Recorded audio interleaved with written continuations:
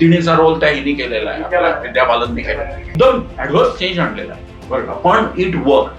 Now if you see the third version has come out in Bhool Bhulaiyaa 3. त्या equipment कडे मी जेव्हा बघितलं म्हणलं की प्रायव्हेट रील स्टार एवढ्या इक्विपमेंटवर खर्च करते.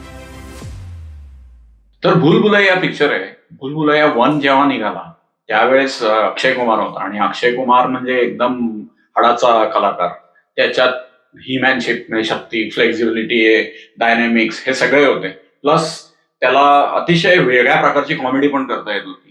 तिसरी गोष्ट म्हणजे ह्या कॉमेडीमध्ये एक फार रहस्यमय कॉमेडी करावी लागते या भूलभुलैया सिरीजमध्ये. नंबर 1 म्हणजे की भीती पण दाखवता आली पाहिजे बरं का, पण त्या भीतीचा एक अतिरेक झाल्यावर कॉमेडी पण दाखवता आली पाहिजे, ही ट्रिक आहे. आणि मग त्याच्यात ऑफकोर्स आपल्या बॉलिवूड पिक्चरमध्ये एक अविभाज्य भाग गाण्याचा असतो बरं का. त्या गाण्याचा भाग आहे तो आपल्या बॉलिवूड पिक्चरच्या सक्सेसमध्ये खूप मोठा वाटा उचलून जातो. त्याच्यात मग हे नीरज श्रीधरचं गाणं आलं. नीरज श्रीधर बॉम्बे वायकिंग्स पासून अगदी नावाजलेला आहे. त्याचं मी जे त्याचं एक रेकॉर्डिंग थोडस बघितलंय, म्हणजे फिजिकली बघितलंय, ते म्हणजे छोड दो आचा. तर ते गाणं त्यांनी त्यावेळेस हिट केलं होतं. नंतर त्यांनी बरीच गाणी केली, बऱ्याच कलाकारांसाठी गाणी केली. अगदी ते कॅरेक्टर दिलाय सलमान खानचं वगैरे, ते तिथपर्यंत त्यांनी गाणी केली. पण भूलभुलैयामध्ये काही गोष्टी जेव्हा मला वाटतं भूषण कुमारांनी जेव्हा त्याचा रिमेक केला भूलभुलैया 2 मध्ये, त्यावेळेस त्यांनी एक मोठी रिस्क कदाचित घेतली असेल की त्यांनी नायक चेंज केला.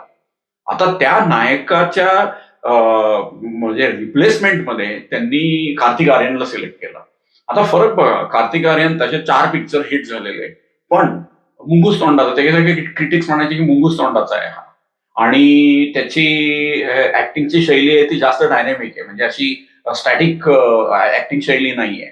बरं, आपण आता गाण्यावर येऊया. नीरज श्रीधरचं पहिलं जे गाणं होतं भूलभुलैया, त्याच्यात अक्षय कुमार असं म्हणजे लॉक मुवमेंट मध्ये स्क्रीन प्ले आणि त्याचं कॅरेक्टरायझेशन त्या गाण्याचं होतं. पण ते दुसऱ्या गाण्यात त्यांनी बदललं. या दुसऱ्या गाण्यात त्या माणसाला साजेसं असं, म्हणजे कार्तिक आर्यनला साजेसं असं त्यांनी त्याच्यात स्क्रीन प्ले इन्क्लूड केला. म्हणजे तो असा डायनॅमिकली चालत जातो आणि एकीकडे बघत जातो. बरं, प्रत्येक तुम्हाला माहित नसेल, एक प्रत्येक गाण्याला ना एक फिजिकल वाईब असते. फिजिकल वाईब ही काय असावी हे सांगणारे सल्लागार पण आहेत बरं का. याच्यात त्यांनी घेतले की नाही ते माहित नाही. पहिल्या गाण्यात वाईब अशी होती बरं का, टंग टंग टंग टंग टंग टंग. बरं, सिंगल कॉर्ड आणि मल्टिपल साऊंड व्हेरिएशनचं ते गाणं आहे. म्हणजे तुम्ही त्या गाण्याचा विचार केला तर तुम्हाला लगेच असं जाणवतं की त्याच्यात ती धून तुमच्या डोक्यात येते. जसं कर्ज मधली धून आपल्या लक्षात येते तशी ही धून लक्षात येते. आता तेच जेव्हा सिक्वेल बनतं, दुसऱ्या ह्याच्यात जातं, नवीन कलाकार तीच धून त्याच्यात वाईब चेंज केली आहे, आणि त्या वाईबला सेलिब्रिटी देणं वॉज अ बिगर रिस्क. आणि त्याच्यानंतर तिसरा आता येतोय, त्याच्यातली वाईब आता तुम्हीच बघा. बरं, आता कार्तिक आर्यन बद्दल बोलूया की तो बेसिकली ग्वालियरचा आई वडील डॉक्टर बरं का. त्याला हे पटकन सांगायचंच नव्हतं की मला कलाकार व्हायचंय, सिनेनट व्हायचंय. तो गुपचूप ऑडिशनला जायचा. बरं, ग्वालियरवरून डी.वाय. पाटील नवी मुंबईमध्ये इंजिनिअरिंगला आलेला तो गुपचूप तिथून मुंबई बांद्र्यापर्यंत लोकलनी धडपड करून जायचा आणि ऑडिशन करून यायचा. आणि अशी त्याची झगड आहे. अशा ह्याच्यात त्याला ही संधी मिळते, आणि त्या संधीमध्ये जेव्हा भूलभुलैया 2 येतो, त्या भूलभुलैया 2चा एवढं हिट होतो की त्याला भूषण कुमार मॅक्लॉरेन घेऊन जातो. बरं, गाण्याचं कंपोजिशन असं आहे की जप येतो, हरे राम हरे कृष्णा हरे राम, म्हणजे आपल्या धार्मिक भावना आहेत एकीकडे, त्याच्यात western music, hard music mix केलेलं आहे. त्याच्यात नीरज श्रीधरचा आवाज आहे, ज्या आवाजाला डोळे बंद करून बघितलं तर निळं पाणी असं बघितल्यासारखा संकेत येतो. त्याच्यात ते सगळं फ्युजन केलेलं आहे. आणि त्या जप मध्ये तुम्हाला 3 व्हेरिएशन्स करायचे, त्यामुळे कॉमन डिनॉमिनेशन म्हणतात एखाद्या सिक्वेलमध्ये. कॉमन डिनॉमिनेशन ऑफकोर्स मी सांगितल्याप्रमाणे परिणितापासून आलेली विद्या बालन आहे बरं का. त्याच प्रकारची एक हॉरर मिस्ट्री आहे आणि नीरज श्रीधरचं म्युझिक आहे. त्यात वाईब्स जराशा चेंज केल्यात, पण त्या आहेत. कॉर्ड आणि ट्यून तीच आहे. बरं, पहिल्या 2 गाण्यांमध्ये त्यांनी जेव्हा जपाच्या मधली जी हे आहे त्याच्यात त्यांनी 2-3 नोट्स टाकलेले आहेत.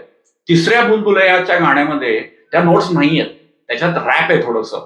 भूतिणीचा रोल त्या हिने केलेला आहे, आपल्या विद्या बालनने केलेला आहे. शी ऑलवेज एम्पॉवरिंगली रिप्रेझेंट्स इंडिया बरं का. इंडियन लेडी म्हणलं ना की तिचं ते साहेब बरोबरचा जो मूवी होता Parineeta, that particular film represents her face. So I know for a matter of fact की I have asked American people being a chikitsak ki when you consider an Indian man or when you consider an Indian woman, what face comes to your mind? Okay. आता दिस is a very ऍब्सर्ड question तुम्हाला कसं वाटतं की एकदम अवघड प्रश्न आहे. For example मला जर का कोणी विचारलं की तुला अमेरिकन वुमन किंवा अमेरिकन मॅन असा विचार केल्यावर तुझ्या डोळ्यासमोर कोण येतं, तर आपण कुठला तरी अभिनेता, कुठला तरी स्पोर्ट्स स्टार किंवा कुठल्या तरी माहिती असलेल्या स्त्री पुरुषांचे रेफरन्सेस देऊ. मी विचारलेल्या जे म्हणजे परदेशातनं भारतात येऊन जाऊन गेलेले हे ऑफकोर्स बॉलिवूड अभिनेत्रीशी रिलेट करतात. They talk about Vidya Balan, they also talk about Rani Mukherjee, they also talk about Zeenat Aman, the older people, that British dusky face, they. So Vidya Balan has been taken in that film. She is there all through, but as a Bhutin, okay. बरं का, तुम्हाला त्या इंडस्ट्रीमध्ये हे पाहिजे. आता गणित completely बदललंय. मी तुम्हाला एक साधी उदाहरण सांगतो श्रीकांत. काल संध्याकाळी मी पर्वतीवर गेलो, पर्वतीवरून दुसऱ्या टेकडीवर गेलो आणि तिथे मला डिटोर घ्यावा लागला. तर एक प्रायव्हेट रील स्टार तिकडे शूटिंगला आली होती. ते जे सगळं इक्विपमेंट त्यांनी आणलं होतं वर, त्या इक्विपमेंट कडे मी जेव्हा बघितलं, म्हणलं ही प्रायव्हेट रील स्टार एवढ्या इक्विपमेंटवर खर्च करते. देर were like 3 cameras, there were like 4 reflectors, there was 1 drone flying up there, okay. आणि there was a makeshift makeup room, changing room. ती अशी छत्री सारखी अशी आपण पचकन जमिनीत लावतो, tent like, it opens like a door, like a toilet, movable toilet. त्यात ती जाऊन कपडे आणि ती ड्रेपरी आर्टिस्ट वरून एवढा सगळा तगाफा घेऊन professional she came there and she was preparing. And I said, what is this shoot about? काय नाही, she just wants to show the change of season and just do some हातवारे करून वगैरे. ते ह्याच्यासाठी एवढं. सो मला असं म्हणायचंय की पूर्वी अशा ऑपॉर्च्युनिटीज नव्हत्या. आता तिथे there is a cameraman, there is a landscape artist म्हणजे शूटिंग लोकेशन सांगणारा, there is a drapery artist, there is a makeup artist, there is that artist, okay. एवढं सगळं आणि हे सगळं इक्विपमेंट वाहून घ्यायला एक 3-4 सगळे सोयरे बरोबर. तर ऑपॉर्च्युनिटीज आता खूप क्रिएट होत आहेत ह्या सगळ्या सेक्टरमध्ये, ओके. आणि I think we are in the midst of a very big revolution, एक बिग कल्चरल चेंज. त्याचं कारण म्हणजे एवढ्या छोट्या आर्टिस्ट कडनं पण एवढी ऑपॉर्च्युनिटी निर्माण होतीये. तर त्या इंडस्ट्री साईज केवढा मोठा आहे. They talk about movie like Bhool Bhulaiyaa, it must be having a budget at least about 100 crores. In Bhool Bhulaiyaa 3 if you see, त्याच्यामध्ये त्यांनी कल्चरल आणि वेस्टर्न याचं फ्युजन दिलेलं आहे.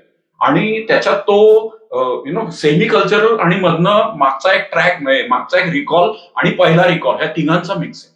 I don't know how it will perform. The song in the first week of it has seen a lot of popularity. Let's see how the movie goes.